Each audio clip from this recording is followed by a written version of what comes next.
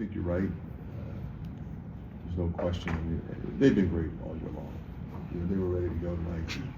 Both of them were spectacular, and not surprised with the both leaders. Right there, we got to finish possessions. It's kind of been a theme the whole year. We fought, but we just got to have a little bit more. And we're going to be in a lot more games the rest of the year, and we got to find a way to get those stops to keep it moving forward.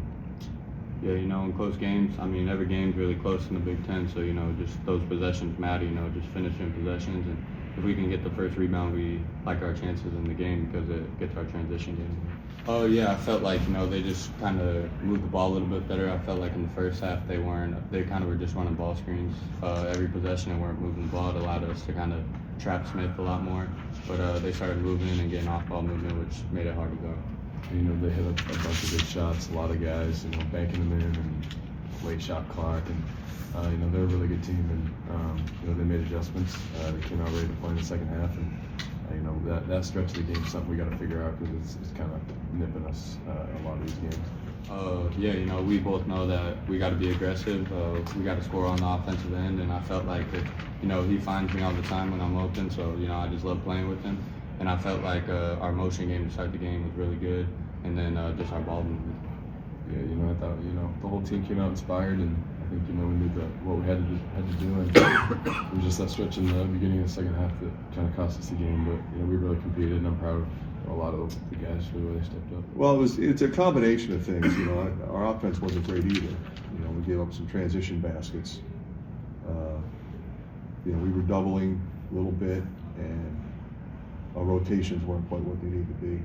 So you can't let them go on that kind of run. They're too good. So you had that I feel turnover. like the offense moved really well with Riley out there. Ev gave us some great minutes, and then Lodge was right down the stretch defensively. So they're all a little bit different, but they just have to rebound a little bit better. But I thought they were solid.